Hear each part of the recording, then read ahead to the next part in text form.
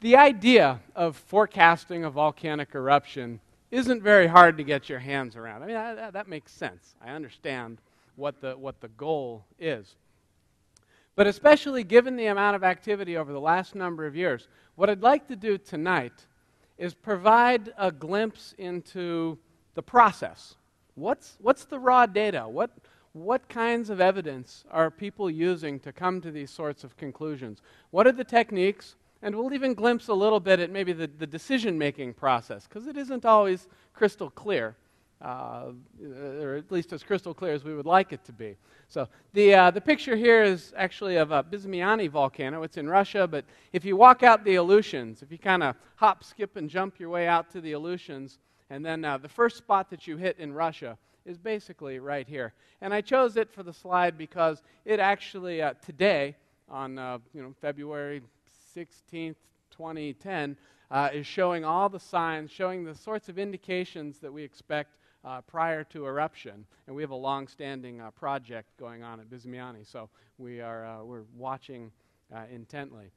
So yeah, I was going to start off with a little trivia here and ask you about, I've got 7 volcanoes circled here on the map, and so the easy question was, which of these have erupted in the last 5 years? And you can guess now, but actually, it's in fact all of them. All of these volcanoes have erupted. Is there anyone in the audience who can actually name all 7? Yeah, if so, you should probably be up here, and I'll take your seat. I confess there were volcanoes on this list that I didn't know of before they erupted. That's what the Aleutians are like. I want to just scroll through these, give you a little sampling of what's gone on, give you a little taste for recent activity. So yes, all of them have erupted. Starting from the west, out here, and moving eastward, we first encountered Kasatochi. This is an eruption in August 2008. A diminutive little island. It's just the summit of a much larger submarine structure out there. And it's, a very small, but a massive eruption. By some measures, it was the largest eruption in the world in the 15 years that preceded it. So it was just a tremendous eruption. Cleveland, I like to think of Cleveland as sort of the bad boy of Aleutian volcanoes. It's unmonitored. We don't have any sort of instrumentation around the island. Most of what we know about Cleveland eruptions comes from satellite-based techniques. This photo, which circulated a couple of years ago, came from the International Space Station, actually. This was taken with a handheld camera. It's just a stunning photo. Okmok. Okmok's an amazing volcano. This caldera, I guess I got to pick a screen to use the pointer on here. I'll probably just be all over the place. But this caldera, this depression in the center of Okmok volcano was so big that if you took Fairbanks and draped it over Okmok, downtown would all fit over here. The university, Farmers Loop would all fit up in here. There's actually still room for the airport down in this corner, and a little bit of the Tanana River would even sneak through there. So it's a huge, an absolutely massive depression structure there in the volcano. Pavlov, by some measures, the most frequently erupting volcano in North America. We expect regular eruptions there, and it didn't disappoint in August of 2007. Four-peaked, down in the Katmai region. Prior to its September 2006 eruption, most of us didn't even think it was capable of erupting. We thought of it as the remnants of a dormant volcano, but surprised everyone. Augustine, we love Augustine. Augustine it's a wonderful, I think of Augustine as a textbook volcano. It behaves the way we would like. It has eruptions every decade, every couple of decades. It gives nice warning signs. It's very clear to see when eruptions are coming. It even looks like a wonderful sort of textbook volcano, just beautiful flanks and everything. So it's a favorite, certainly of mine. And the Redoubt eruption earlier, just a little under a year ago in early 2006. Most people here probably know it, at least from the news, if you weren't directly impacted. And I'll draw lots of examples tonight from Redoubt. So these volcanoes here span more than 2,000 miles as you head out the Aleutians. Here's a map, a little bit complicated, but essentially all the volcanoes of interest, that is, the volcanoes which are actively monitored or those that have erupted recently, are on here. And what you see is a lot of them. Okay? All out the Aleutians there. And the take-home point from this slide, all I really want you to appreciate, is that all of these volcanoes interact with people, interact with society in some way. The volcanoes towards the eastern end of the arc, well, they frequently dump ash on the Kenai Peninsula, Kodiak, sometimes in Anchorage. On rare occasions, we'll see ash in Fairbanks. As you move further out into the Aleutians, you have the Aleutian communities and the industries associated with those towns. And then, of course, you have the aviation hazard. If you were in this forum a year ago, Peter Webley gave a very nice talk which focused a lot on aviation hazards and the specific threats to the trans-Pacific airline routes that not everyone fully appreciates, mostly cross over the North Pacific. And that's a hazard which is equally pervasive from volcanoes really all along the arc. So the point is, all of these have the potential to cause harm to people, to impact communities, and to have economic impacts. So we want to know something about eruptions at them.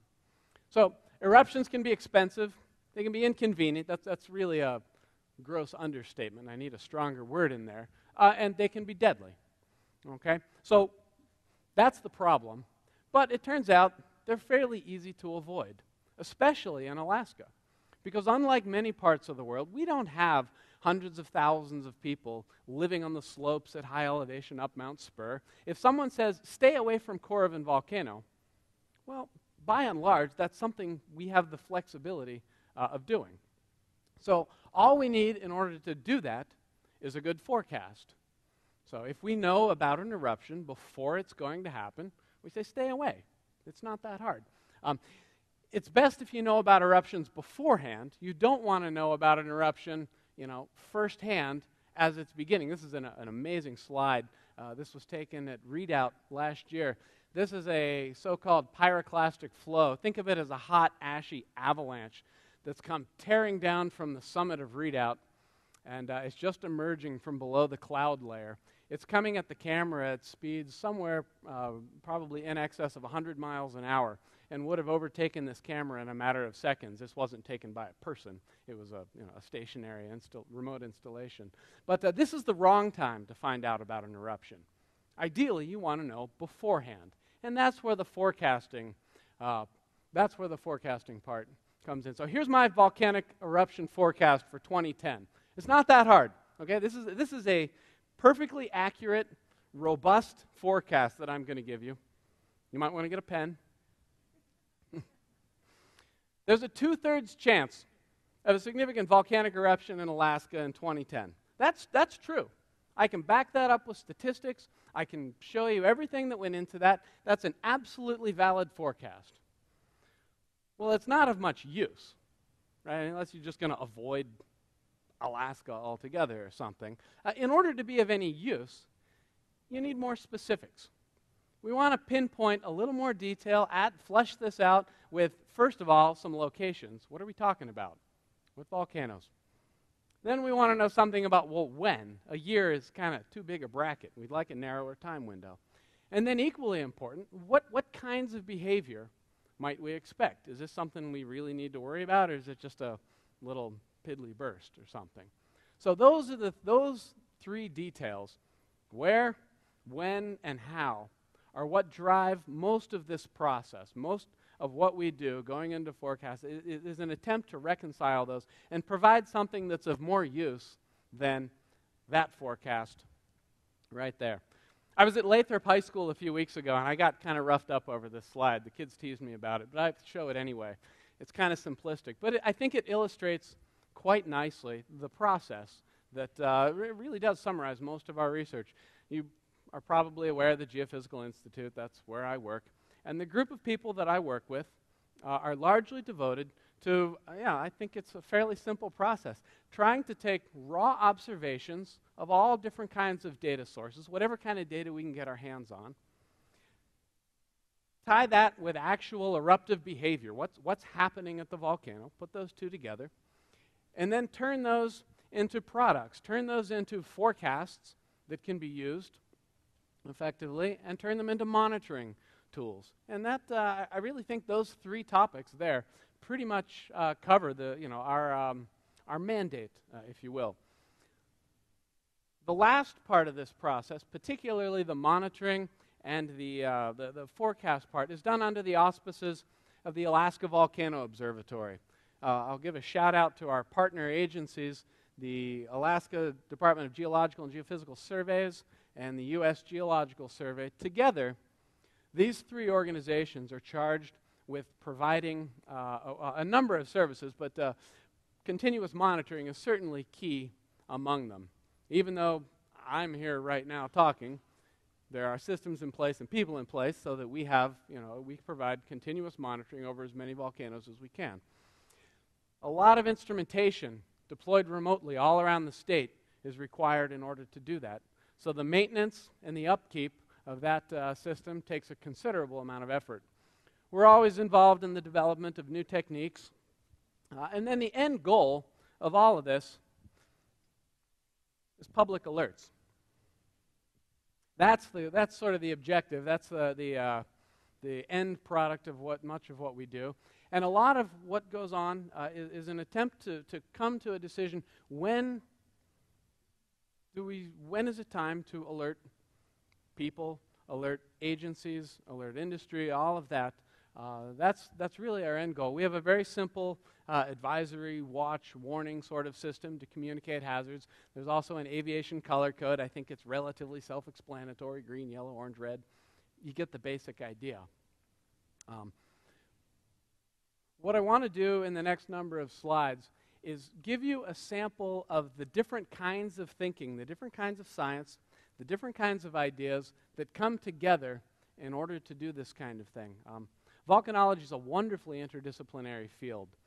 From chemistry to physics to just about every kind of earth science out there, there's really a role for all sorts of groups.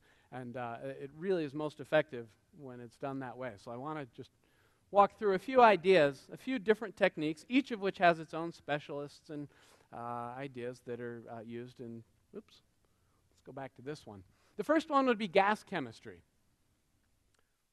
As magmas contain a lot of gas. As they reach the surface, they tend to give off those gases.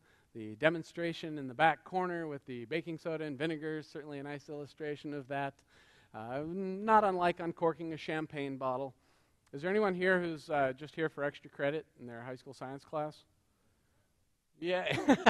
Yeah, it's not like uncorking champagne. It's like opening a bottle of mineral water, and it'll fizz and release all the gases from it.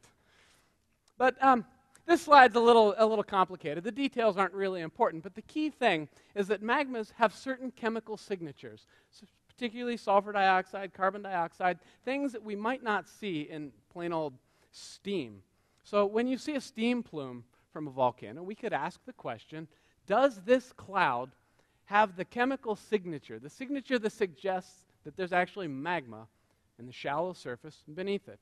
And you can do that by sampling the gas directly, or some really clever techniques that you can use remotely that make sense of, that make use of light and the spectra of different chemicals and whatnot. So that's an important tool in the arsenal. A really elegant technique that's really come of age in the last 15, 20 years, or into broad use particularly, is the use of deformation. The idea being, whenever you bring a bunch of magma into the shallow surface, it's got to expand. It's got to go somewhere. You have to make room for it. So compare this slide to the next one. The idea is quite simple. As this magma comes in, you should be able to see this in changes on the surface. So there's a little animation someone pointed me to the other day that I kind of like. And it reminds me a lot of breathing. And you can tell if someone's breathing just by looking at their chest, right? And you see, in, out. A little bit hokey, but I think it's actually kind of a nice analogy. And so by measuring the changes on the surface of the Earth, we can infer the presence of new magmas at depth. We do that at a number of Alaskan volcanoes with the use of GPS networks. So these are rather sophisticated GPS stations. They're using the same GPS signal that you might use in your car or your handheld or whatever, but they're using it in a different way where they can actually use it to very high precision, easily detecting measurements on the scale of centimeters, even millimeters. So this particular photograph, which is at Mount Spur, kind of illustrates what one of these stations looks like. And over the course of months to years, we can see changes, again, on the scale of centimeters easily from these stations. And that's become a very nice tool of late, particularly. One of the techniques that we've grown to be quite dependent on recently, particularly in Alaska, is remote sensing. That is the use of satellite data. This is an example. This is not an illustration. It's an image of the Cook Inlet area taken from space, from a satellite. The volcanoes are all labeled there. And when you take a photograph, a digital image rather, you have a choice of what kind of light you're going to be sensitive to. And you may choose to take an image that's sensitive to visible light. If you take that image in a way that's more sensitive to infrared light, then you can infer something about temperature. Temperature and infrared heat closely connected. So we're going to zoom in on readout here. And remember, this is a digital image. So if we blow this up enough, there's actually pixels in there, individual pixels. And on this image, I forget. I can't remember if the pixels are half a kilometer or a kilometer, but somewhere around that.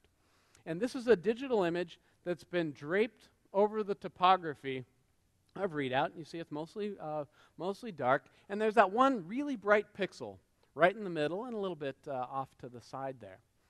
Since this is taken in the infrared band, that corresponds to a very hot patch of Earth. Now, this is a very big area we're talking about. It looks small on the image, but something a kilometer on a side or whatnot. And it's not easy to heat up the summit of a mountain in April in coastal Alaska. Everything should be snow-covered. So when you see an area like this where the temperature is many tens of degrees above the surrounding area, you've got a fairly telltale sign. This particular image was actually taken after the eruption, the readout eruption, and you might well expect that the ground should be hot following an eruption. But if you see this prior to an eruption, then really almost the only way to do that is to have magma in very close proximity to the surface. The geologic history is, of course, a critical component of understanding any sort of volcanic system. It does a couple of things for us. Understanding the geology of a volcano tells us what it's capable of. You're essentially digging through the past. I kind of liken this to dumpster diving at a volcano. You're going through really the trash, all the products that have been ejected in perhaps over the last decades, the centuries, or millennia, trying to understand, one, what kinds of eruptions does this volcano create? What might we expect from it? And the second thing is piecing together a timeline. So knowing when it erupts, knowing if it's a very frequently erupting volcano or if it's just does its thing on very rare occasions, is a critical piece of information in putting together any sort of accurate forecast. There are also historical records. This timeline here was actually compiled by going through historical records which are not tremendously deep in Alaska, but if you look hard enough, there's a few hundred years worth of history buried in ship logs, diaries, newspapers in some cases, reports of this nature. And if you have a fairly comprehensive search of these, you can piece together, again, the historical record of eruptions. Really critical tool. The last thing I want to focus on and spend much of the rest of the talk on is earthquakes. That's my particular angle or my particular contribution in this. And what I want you to think about, this is a rather random photograph of Augustine volcano, but I want you to appreciate just how much material comes out of a volcano during an eruption. So Augustine Island is something like 10 kilometers across. This isn't even an eruption per se. This is mostly just a giant steam event. But even so, there's a tremendous amount of material. Were this actually a full eruption, you wouldn't even be able to see the island right now, most likely. And we're fortunate because it turns out you can't really move a lot of mass, whether it's magma or anything else. You can't move a lot of mass around on the Earth without making a lot of noise, without causing a lot of ground vibration. And so we make extensive use of this around volcanoes because, well, we record the ground vibrations. Let me give you an analogy. When a gravel truck drives down my road, I don't even need to look out the window. I know we have a lot of gravel trucks going by. They've been building cabins the last few years. And it rattles the house. I feel the vibrations. I know a gravel truck just went down the road. Even a modest Aleutian eruption is the equivalent of something like a parade of a few million gravel trucks going by. If you work out the amount of material coming out. So that's a tremendous amount of ground shaking. Most of the eruptions that we work with are preceded, that is before the eruption, have vibrations, have earthquakes, and sometimes volcanic tremor that is visible tens of kilometers away, if not hundreds of kilometers away. That's our parade of gravel trucks. So we make extensive use of that. It works to our advantage. Here's a nice little illustration of how we record ground motion. On the left, there's a silly little cartoon, but watch as the table shakes.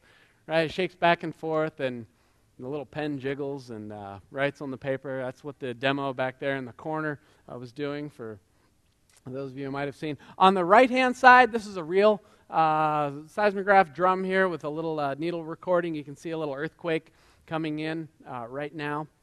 And while, of course, the instrumentation we use now looks a little different than this, and it's digital, and we don't any longer have little pens on pieces of paper, but the ideas are exactly the same. And the physics really hasn't changed at all. In fact, it hasn't changed. So our version of the data now looks something like this. This would be what we refer to as a seismogram. It's quite easy to read. This one's 15 seconds long. Where you see it flatlined, there's no earthquake. Where you see the motion up and down, there's an earthquake. So really not that hard.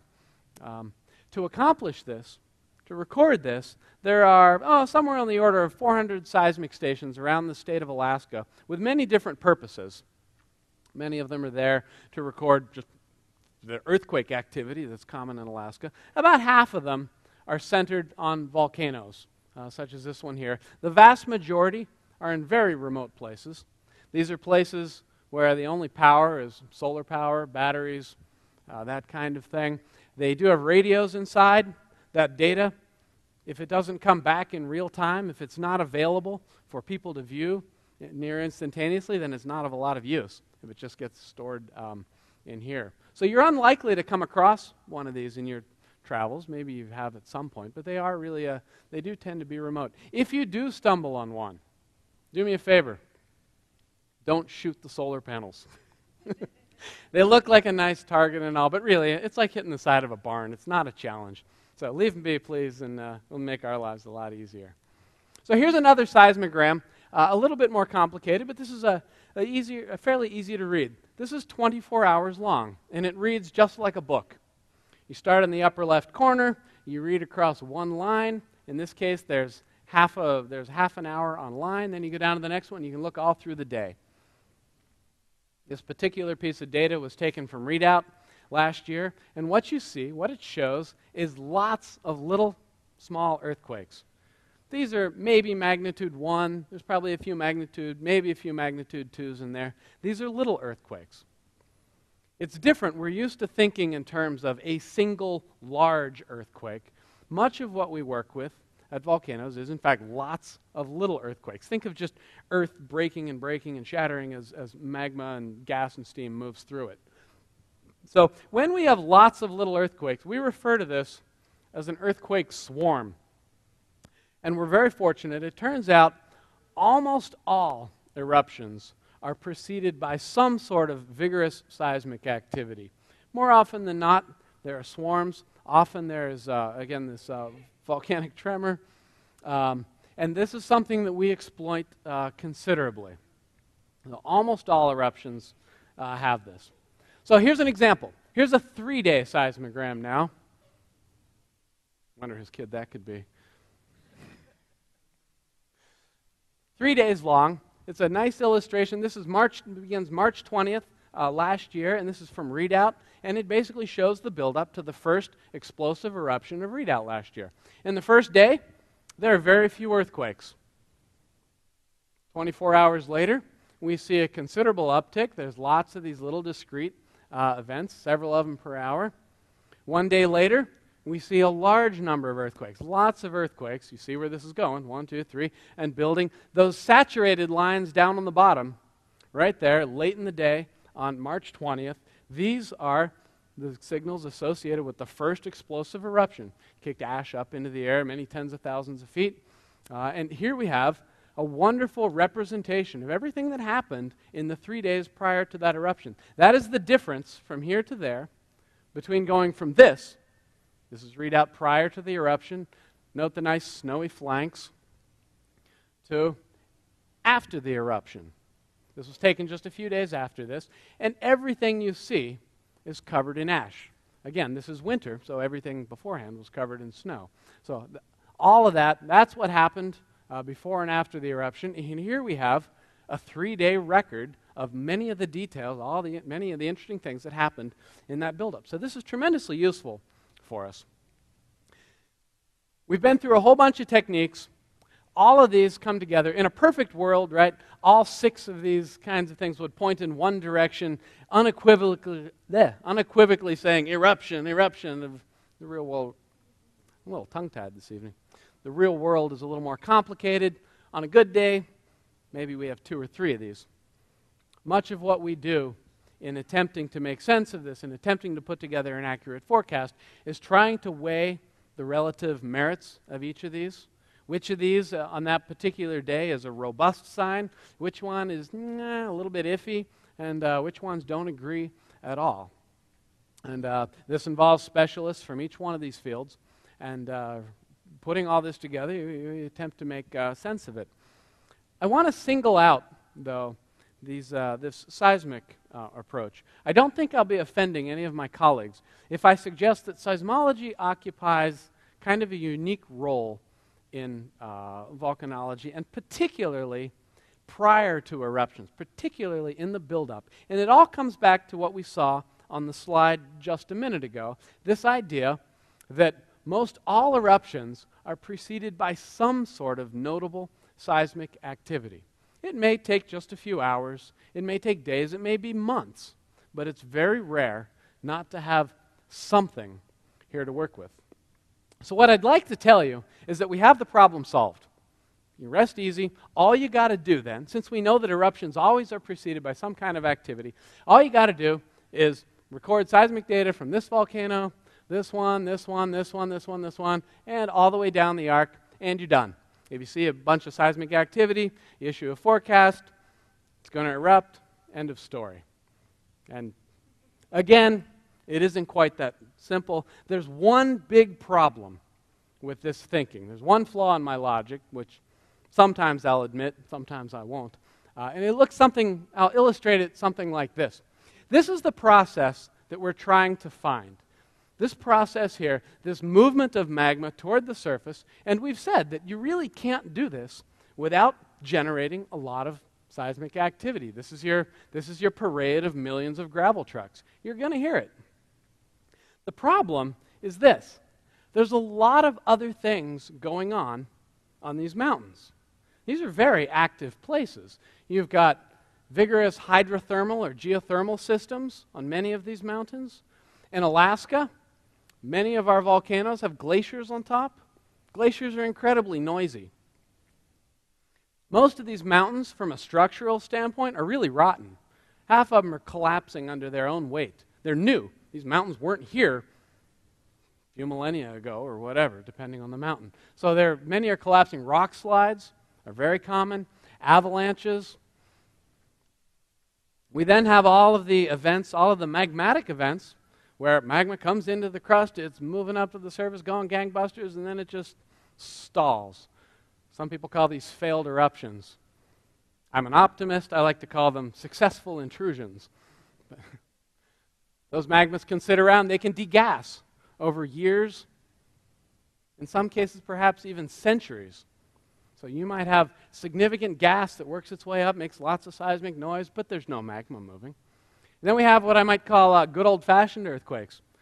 Earthquakes that are just happening, they just happen to be somewhere near the volcano. So all of these things conspire to mask or to complicate our understanding of the signals that we're really after. So just a little thought experiment. These are made-up numbers, but I think they're fairly representative. Let's just say that for every real bona fide eruption, we have 10 interesting events. I was putting up a little thought experiment here. Let's just assume that for every eruption, there are 10 other interesting kinds of events. These are your rock slides, your intrusions, your geothermal activity, all of that. And let's be conservative. Let's say that most of those we can rule out right away. We know what they are. Let's say just 1/3 of them have signals that we might in some way confuse for precursory eruptive activity. If you're willing to accept those numbers and you work that through, what that means is that 3 out of 4 times you'll be wrong. It means 3/4 of your events will, in fact, not have anything to do or not be precursory to an eruption. And if you're in the business of forecasting, 3 out of 4 times wrong is absolutely unacceptable. We all know the story of the little boy that cried wolf, and we don't want to be the little boy that cried wolf. So much of what we do is centered on trying to sift out and sort out these various processes so that we can tell this from that and from that, from that and that, and isolate, particularly, these here. This matters. Forecasts matter, and forecasts that are wrong do damage. What I'd like to do in the last few minutes here is walk you through 3 recent examples, and take a look at the forecasts that were made and the events that followed, and try and convey to you why it mattered, why these forecasts are important, and why we want to strive hard to, I will tell you, we do better than 1 out of 4, we do, but why this is an important thing for us to pursue. Okay, here's a nice example. This is a fresh example. It's about data that's a little less than 2 months old. On the left-hand side, this is data from December 26th. On the right-hand side, this is data from December 28th. This is from readout, I should point out. And while this looks like nice background activity, on December 28th, we started seeing lots of little events, lots of little quakes that looked like that. In fact, there were quite a lot of them. We have an internal discussion group, an online forum that we use in AVO to try and hash out these kinds of details. And I'm going to read to you a post, an internal post from this. Quote, "It is hard to envision this as anything other than a reactivation of the magmatic system." Ooh, these are strong words. "I believe a magmatic plug is actively moving in the readout conduit. It could be possible to have a dome collapse without any other sign, though a thermal anomaly or GPS deflation at depth would be telltale." Well, this person was not alone. Some other folks concurred with this. Based on this data, we went to a night watch schedule to make sure that we weren't missing anything. We raised the color code at readout from green to yellow. It's a modest increase. No one went on record saying an eruption is imminent or anything like that. But it said, hey, we're paying close attention. You guys have been reading the news. You know what's gone on. Has anything happened at readout in the last 6 weeks? Nah, nothing. Nothing happened at all. After a few days, this activity subsided. It went away. End of story. Yeah, I'd hate to be the person who wrote this, but that was me. I wrote those words. On December 29th, it was my earnest opinion. Mind you, I did more than look at this. I ran a bunch of nerdy tests on the data and ran it through all the kinds of algorithms that we use and whatnot. And it was my earnest opinion that these were, in fact, magmatic, that these represented a rejuvenation of what we had seen at readout last spring. Clearly, that wasn't really the right call. And this probably isn't an example I should be airing in public, but I think it's a nice example. It gives you an honest look at some of the challenges, some of the pitfalls of what we're facing. This is, in some sense, what we're up against.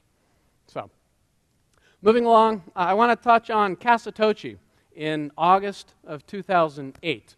So Casatoche, prior to the eruption, this photo was taken after. Prior to the eruption, Casatoche had lush green slopes. It was a common stopover place for migrating birds through the western Aleutians. In early August, there were 2 U.S. Fish and Wildlife Service researchers who were on the island. They were doing bird surveys.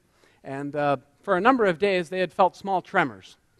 And they had radioed this in to their friends or their colleagues or who were off island. Casatoche is not monitored in any proper sense. Again, there's no instrumentation on the island. We are fortunate. We have a volcano about 40 kilometers away, which does have a seismic network. On August 5th, earthquakes were sufficiently large that we began to locate them. And for the first time, we could say, those actually are coming from the Casatoche region. They're not necessarily off somewhere else. They're somewhere very close to Casatoche. On August 6th, the rate of those earthquakes increased considerably, as did the size of them. And that was sufficient cause for concern that the color code was raised to yellow at readout. About that time, a fairly significant evacuation effort involving the Coast Guard and a few other groups was mounted to try and get those 2 researchers off of the island. There was a very large earthquake early on August 7th, magnitude 5.6 associated with that. That's real. That's big enough to be recorded globally.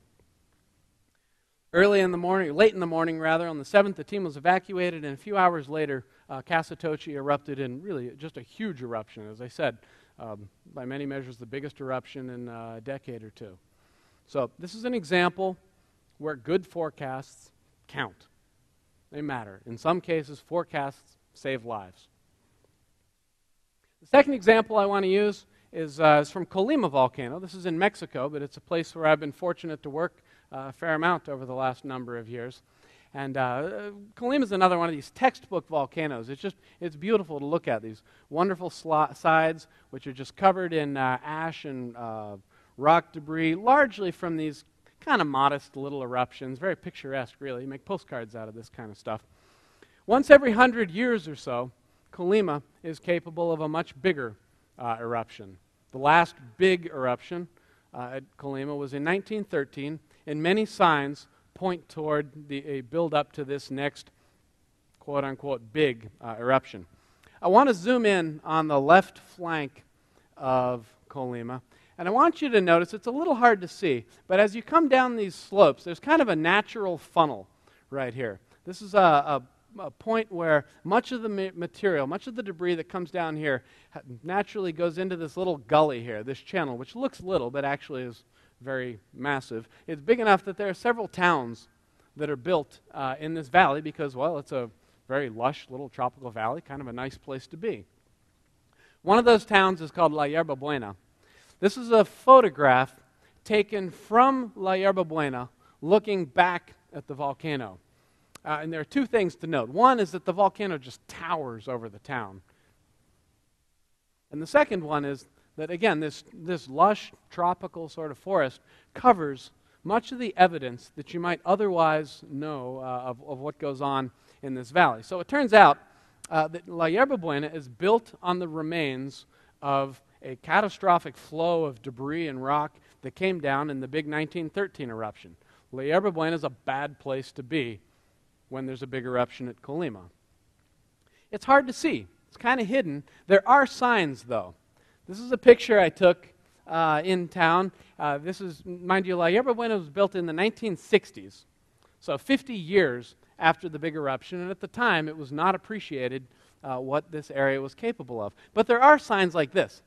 There are boulders like this all around town that the town was just built around. This photo is great because they wanted to build a sidewalk here. So they just moved the sidewalk out a foot or 2, left the rock there, and built the sidewalk around it. And when Colima became active again in the 90s, people started walking around here going, well, wait a sec, this is not supposed to be there. That's not what, I don't have rocks like this in my yard. And they're in fact littered all around town. So as they pieced this together, they realized the hazards that this town faces. So when the activity picked up in 1999 and through 2001, they evacuated La Yerbabuena 5 times 5 times the military came in, helped people move. Everyone left the town for days to weeks because they were unclear. Well, there was evidence that maybe Colima was going to have a big eruption. That's a big impact on a community. When you take people out of their homes, you take them away from their jobs. In this case, you take them away from their livestock. You take them away from their crops. That has very real impacts. But you take them out of school, all of these. So here's a community that was evacuated 5 times. They have yet to have this big eruption. There's every reason to think it's coming. Nothing's changed there. But it hasn't happened. So they got tired of evacuating, obviously, and they actually got funds. They built a new town. So several kilometers away, they came in, and everyone was given a fairly rudimentary concrete block house, but in fact, a place to live. There were 9 families that said, no, we're not leaving. This is a woman I met in Yerbabuena, and she explained in very clear terms. She said, look, I was evacuated 5 times, and nothing ever happened. Why should I believe them now? And in some sense, she has a point. It's hard to argue against that. So this is an unfortunate situation.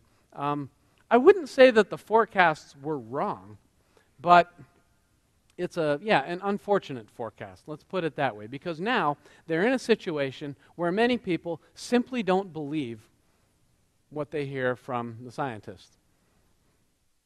So this is a case, I think, where forecasts have a direct impact on communities and on the people who live there. And the last example I want to touch on is more of an economic one.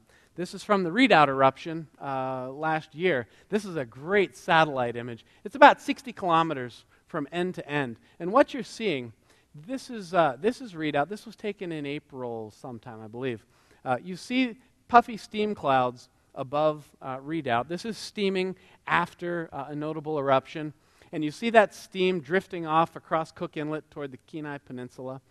And you see ash deposits all over the snow here from the previous eruption. So all that area has been covered by ash, much like in the photo we saw a little while ago. Off to the north, you see the Drift River Valley. This is another one of those natural funnels, one of these structures which tends to capture most of the material that comes down from the summit area. This would be equivalent, La Yerbabuena would be, somewhere out in here. Fortunately, we don't have a La Yerbabuena, which is really, something we are incredibly fortunate of in Alaska. But during the eruptions, all of the summit material, some of it new material, some of it old, and importantly, all of the water that melts from all this snow. You take hot magma, you mix it with snow, you get a lot of water. So all of this sediment, all this material, which is very water-rich, runs down. This is 40 kilometers from Redoubt out to the end. You see it fan out. This fan is 12 kilometers across, and you even see it entering Cook Inlet here. Now I'm going to zoom in on an area right here.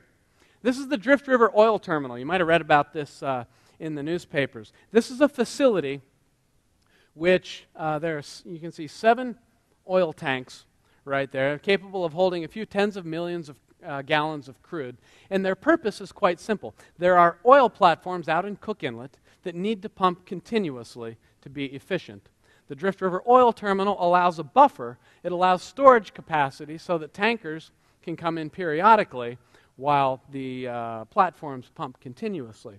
And this is actually a success story by most measures. You take a look at this, and though you see these so-called lahar deposits all around, you'll notice that the facility itself there is in great shape. This is a nice example of history being important. In the 1989 eruption, it was made clear what the vulnerabilities were here, and they embarked on a very serious effort to build berms around it, and clearly it did a very nice job in protecting the storage tanks this time around. Some of the outer lying areas didn't fare as well. They weren't quite as protected. This is an airstrip down here. And I'm going to zoom in. The next photo shows some of the outlying buildings. And this is the debris. This is the material in these lahars. It looks kind of like mud, but it's not. These are whole trees here, many of which have come tens of kilometers to get there. So this is some serious stuff. Needless to say, it shut down the oil terminal. Because of that, because the terminal was shut down, the oil platforms out in Cook Inlet had to be shut down as well. They were offline for entirely for 4 months and then came back on fairly slowly. This has impacts. This is a rather gutsy move in April. On April 29th, a supertanker actually came in, pulled up next to the Drift River oil terminal, just as a safety precaution to take the last remaining crude out of those tanks, just in case something did go wrong. You don't want to have oil mixed up in it. And one of the reasons that this could happen, this was during the eruption. I mean, there wasn't an active eruption going on, but during the eruption period, the thinking was that there was enough monitoring going on, there would be enough lead time, enough warning that folks who were at the oil terminal carrying out this maneuver and whatnot would be able to evacuate and get on their way. So yeah, I see this as a success story, but not one without impacts. The oil production was suspended for 4 months. A very conservative estimate, something like $45 million in lost revenue. From a selfish perspective, that's like $5.5 million in state royalties. Again, minimum estimates, you can pulled from the papers. But there's very real consequences. On the airline side, I'm sure there are people in this room who were affected by the Redoubt eruption. I was. Alaska Airlines canceled 295 flights. Something like 20,000 people were impacted by those cancellations. Ted Stevens International Airport reported losing $2 million. Some of the service companies, the airline service companies, including UPS, furloughed, not just service companies, but companies dependent on the airlines, furloughed employees. Many of the cargo flights were routed elsewhere, some of them permanently. That's a loss. Elmendorf moved a number of people in planes out of state. None of these are good things. These all hurt us. These all have economic impacts. And frankly, these can't necessarily be avoided. What I would point out is that good forecasts, because Redoubt was generous, if you will, in giving several months of lead-up time, allowed for advanced plans to be made here. Elmendorf evacuated something like 6 weeks before the eruption. Not all of Elmendorf, but this component. This is a quote here from the Director of Operations of Alaska Airlines. I won't read the whole thing, but it says here, his quote, for nearly 2 months, volcanologists had warned that seismic activity at Redoubt would likely lead to an eruption. He goes on to state that allowed them several weeks to make contingency plans. So yes, they had to cancel their 295 flights, but when Redoubt really did erupt, they had a binder full of response plans. This is what we will do in this scenario, because they had weeks to prepare. So I think while we can't entirely mitigate the economic impacts, a good forecast certainly allows us to be better prepared for it. So I think that's about it. I'm going to wrap up here in the next couple slides. Points I wanted to make here, what I think the take-home points are that forecasts count. These should not be thought of as kind of obscure academic kinds of endeavors. These forecasts feed directly back into the community, in some cases saving lives, preparing communities, and almost always helping us address the economic impacts, or at least plan for them. So this is our motivation. It's a nice area to work in. I don't lack for motivation in what we do. I'll just touch quickly again on what I like to call the volcanoseismology dilemma. This idea that eruptions almost always give us some sort of advance notice. However, we have a hard time, we can't always infer that this means that. This remains a challenge for us. It remains our one of the driving factors in our research. So I won't go on. I could go on for hours and hours about some of our specific research details, but let me summarize it with 2 bullet points. Most everything we do is targeted, this is from the seismology sort of perspective, 2 goals. One of them is trying to distinguish between all of these different sources, trying to understand these mechanics and these mechanisms with the end goal of trying to sort out particularly which ones are these right here. And then the second bullet point is to do this in a fast way. It's one thing to take 5 years during a PhD program and come up with a conclusion to how you would interpret some particular data. It's a very different thing to have that at 3 o'clock in the morning when an alarm goes off and says, hey, you've got seismic activity at X volcano, to not just have the alert, but to have an initial run at processing this, to have some interpretation sitting there as you stumble out of bed over to the cell phone to see your alarm message, to try and have some of that initial analysis already done. And those 2 points pretty much summarize everything that goes on, I think, in our lab. So that's it. I'll end with a nice readout shot here.